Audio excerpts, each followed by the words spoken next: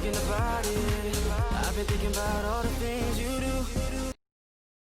Hey fellow foodies, it's Faye from facefood.com, and today I'm going to show you how to make these sugar cookie mini cheesecakes. So let's start with the crust mixture.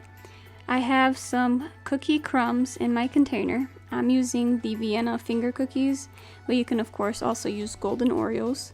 You just want to crush them up until you get fine crumbs, and then you want to add some unsalted melted butter and a bit of salt. And then you just can use your fork to give this all a mix until everything is combined. And all we're looking to do here is just moisten as much as the crumbs with the butter as we can until it kind of clumps together, and you will see what it looks like once we reach that stage.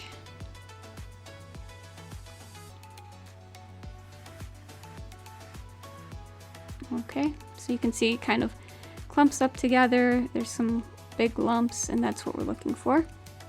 So that's our crust mixture. I have my pan. It's a 8x8 inch square pan, and I did line it with aluminum foil just so it's going to be easier to lift out at the end, and I did spray it really well with some cooking spray. So I'm just going to pour in the crumbs all over the bottom of the pan, and then I'm gonna just use my fork to kind of spread it in there, and then I'm gonna go in with my measuring cup to really get this nice and even all over the bottom of the pan.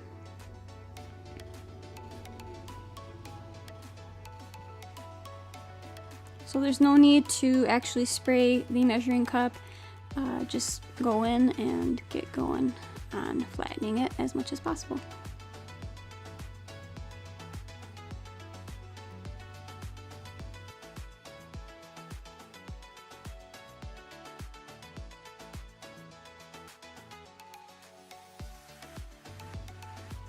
Okay, so once this crust is done, what we're going to do is we're going to actually bake it for about 12 minutes at 350 degrees. And after it is baked, we'll take it out and let it cool just on the counter for about 15 to 20 minutes. Okay, so while our crust is cooling out of the oven, we can go ahead and start the filling mixture. So I have some softened cream cheese, and I'm just gonna get it going in the stand mixer. And now I'm going to stop the mixer. I'm going to scrape the bowl really well, and I'm going to gradually add in my granulated sugar. Whenever you're making cheesecake, it's really important not to overbeat the mixture. You don't want to incorporate air. Air is lovely in regular cakes or cupcakes, things like that, but cheesecakes, we want to limit the amount of air we add in it. Okay, so now that our sugar is incorporated, I'm going to stop the mixer again, give it a really good scraping, and then get it going again on a low speed. And now we can add in the eggs. Of course, you want to make sure all your ingredients are at room temp, so everything gets incorporated well, otherwise it won't. And with the eggs, you want to make sure to really beat well after each addition.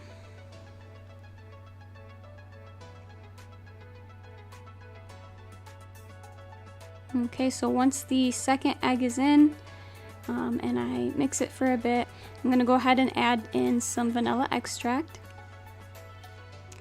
And I didn't have any on hand, but if I did, I would have also added in some almond extract. You can choose to leave it out if you'd like, if you're not a fan. Then, also I didn't have this on hand, you're going to add some sour cream. I instead added in some labneh.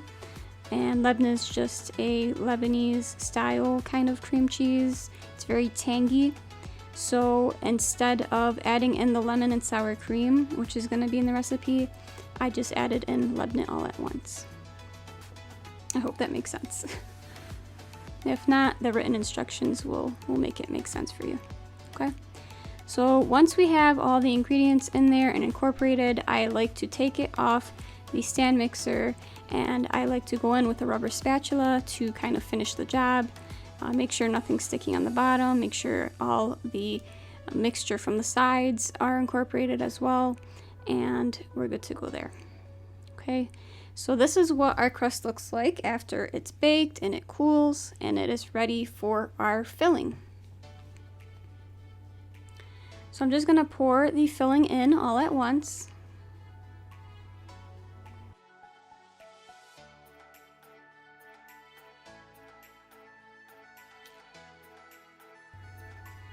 Make sure to use your rubber spatula to get every last bit you can in there. And then you can just go in with the rubber spatula and use it to spread this mixture to the corners. Okay, then what I like to do is give it a tap on the counter, and that's just to remove any excess air that might be in there. If your crumbs do what mine did and kind of fall off from the sides, don't worry about it, it's not a big deal. You want to bake this at 350 for about 35 minutes until the outside is set, but the inside's still a little jiggly. It's a normal cheesecake cooking technique. And once it's done cooking, you want it to cool at room temp for about 30 minutes. Then you want to cover it with some aluminum foil and place it in the fridge for at least 4 hours. So you can see the lighting is different. This is later in the evening. The cheesecake has set fully. And we're gonna go ahead and lift this out of the pan, and you'll see how easy it is because we used our foil.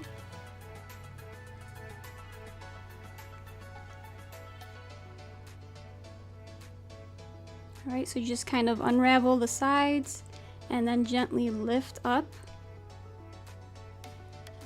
and lift it out of the pan.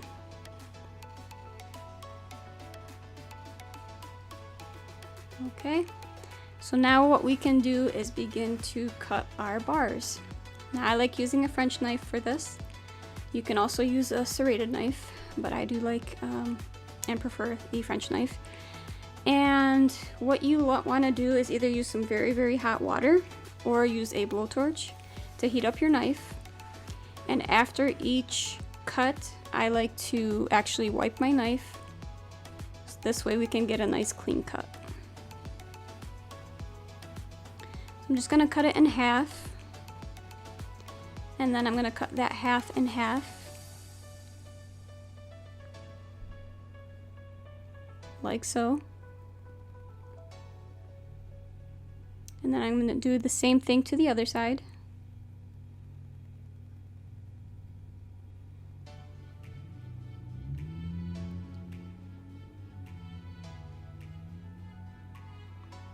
And like I said, this process, though it may seem tedious, it's going to ensure that you have a nice clean cut. Okay, so I'm going to cut that half in half again,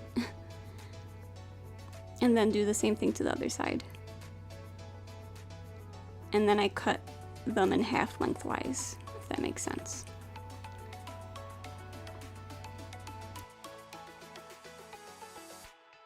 So these are our bars all cut up, and you can see just how cute they look already. They're not even decorated.